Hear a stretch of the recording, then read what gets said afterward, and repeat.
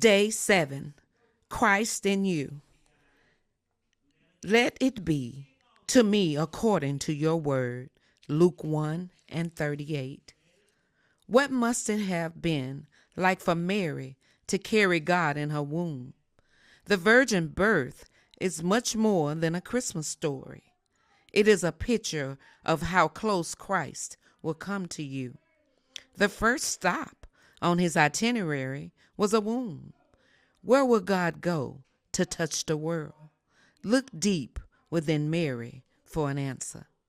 Better still, look deep within yourself. What he did with Mary, he offers to us. He issues a Mary-level invitation to all his children. If you'll let him, I'll move in. Proliferating throughout Scripture is a preposition that leaves no doubt. The preposition in. Jesus lives in his children. To his disciples, Christ declared, I am in you. John 14:20. Paul's prayer for the Ephesians was that Christ may dwell in your hearts through faith. Christ in you, the hope of glory. And the sweetest invitation from Christ, here I am. I stand at the door and knock. If anyone hears my voice and opens the door, I will come in and eat with him and he with me. Christ grew in Mary until he had come out. Christ will grow in you until the same occurs.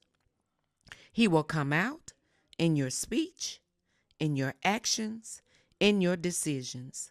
Every place you live will be a Bethlehem, and every day you live will be a Christmas.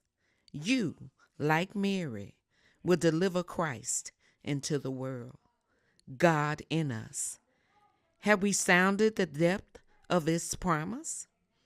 You are a modern-day Mary, even more so. He was a fetus in her, but he is a force in you. He will do what you cannot do. Imagine $1 million being deposited into your checking account. To any observer, you look at the same, except for the goofy smile. But are you? Not at all. With God in you, you have 1 million resources that you did not have before. Can't stop drinking or worrying?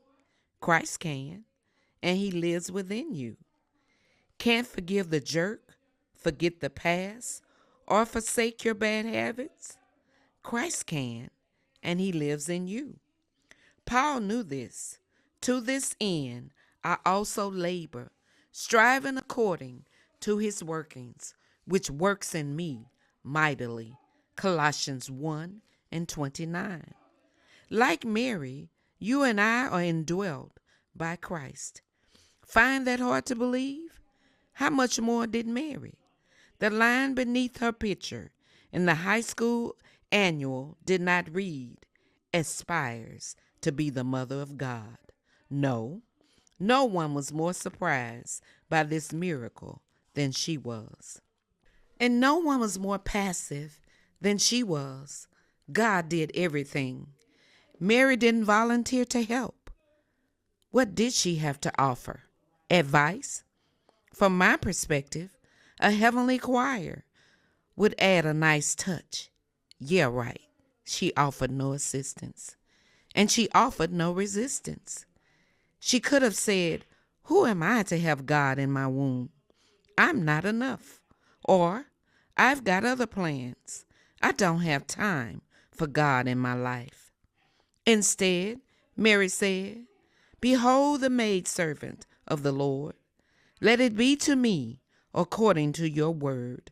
Luke 1:38. If she is our measure, God seems less interested in talent and more interested in trust.